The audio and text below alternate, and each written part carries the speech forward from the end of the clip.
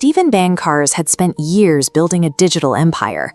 Thousands of people trusted his publications, and from the outside, he was at the absolute peak of the New Age movement. But away from the public eye, a silent battle was starting. He wasn't fighting external critics or skeptics. He was wrestling with his own deeply held convictions. The deeper he investigated his own materials, the more the teachings fractured. Some prominent authors insisted that every person creates their own subjective truth. Others argued there was only one rigid spiritual reality. Even the mechanics to reach enlightenment were completely contradictory. One system demanded strict alignment with universal energies. Another required mastering specific frequencies and vibrations. He hit a logical wall. You cannot have dozens of different contradictory paths, all claiming to be the absolute route to truth. They could not all be correct. Instead of ignoring the problem, he decided to look at the evidence himself. He stopped relying on the opinions of modern spiritual teachers and started reading philosophy and the history of world religions.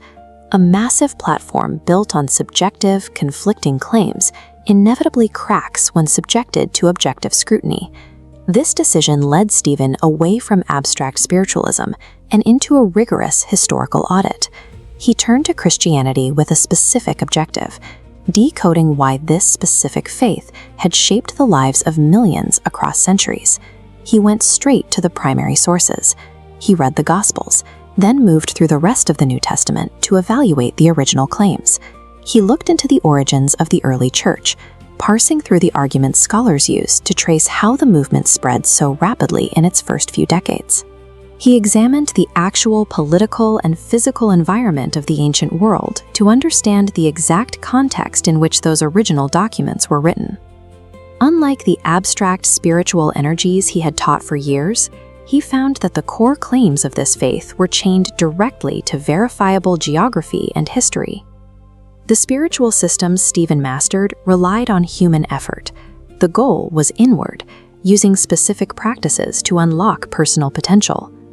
But as he studied, he realized the Christian message lacked these mechanics. It didn't focus on developing human potential or reaching a higher consciousness. The entire structure of the faith rested on the life, teachings, death, and resurrection of a single historical person, Jesus Christ. Accepting this conclusion meant he would have to tear down the foundation of his entire life's work. Everything he had taught was now in question. Encountering a system built on physical history and a real person dismantles a worldview built on self-generated spiritual techniques. He knew exactly what a pivot would cost. Leaving the New Age movement meant losing his credibility in the community, thousands of followers, close friendships, and a lucrative career. After a long process of analysis, he decided that his pursuit of truth had to outweigh his personal comfort. He publicly announced that he would no longer promote New Age teachings.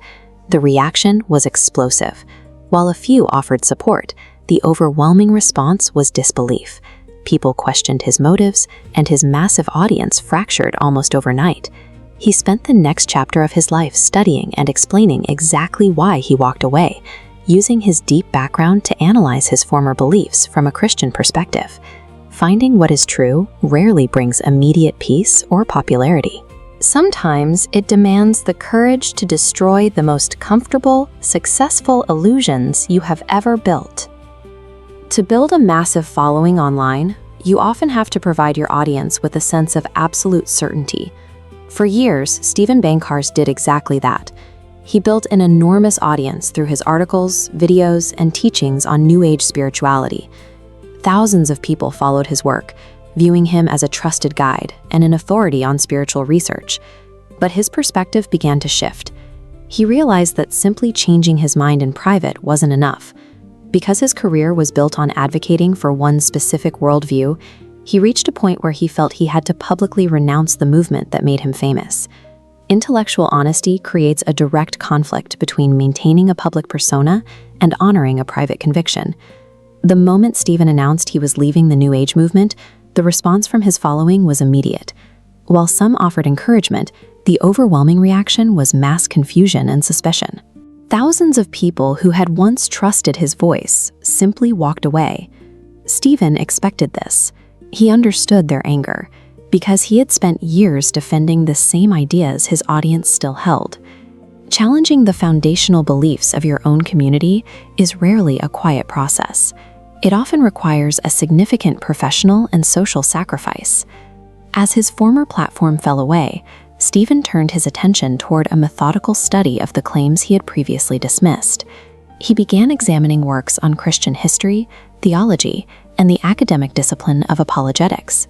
He scrutinized the historical claims surrounding the life, death, and resurrection of Jesus Christ, seeking evidence that could withstand critical questioning. By weighing these historical accounts against his long-standing questions, Stephen found the biblical narrative accounted for the evidence like his previous worldview could not. This process showed that conviction is not found by avoiding tough questions, but by subjecting new beliefs to high levels of historical and theological scrutiny. This change of mind resulted in a complete overhaul of his career.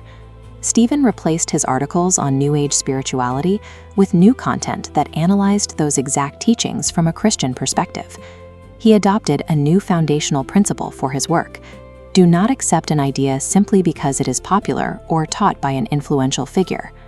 He urged his viewers to ask hard questions, examine the evidence themselves, to read independently, and evaluate every worldview. He began treating his platform as a way to equip people with the tools to fully evaluate what they believe, rather than simply telling them what to think. Stephen's audience eventually stabilized, but its makeup had changed. While many former followers were gone, he was now reaching Christians and seekers who were looking for a different kind of answer. He had walked away from the reputation and the career he spent years building to start a mission based on his new findings. Stephen's story serves as a universal mirror, highlighting how difficult it is for any of us to examine our own assumptions. It demonstrates that the search for truth requires a willingness to let go of long-held beliefs and start over if the evidence demands it. This raises a question for all of us. Are you open to changing your mind if you become convinced that you were mistaken? Thank you for watching this episode of Rescued from Darkness. If Stephen's story challenged you, please subscribe, like this video, and share it with those who are searching for truth. Join us for our next episode as we look at the story of Marcia Montenegro, a former professional astrologer who took a similarly dramatic new direction in her life and faith. The search for truth is a continuous investigation. We will continue to bring you the stories of those who chose to follow the evidence, wherever it led.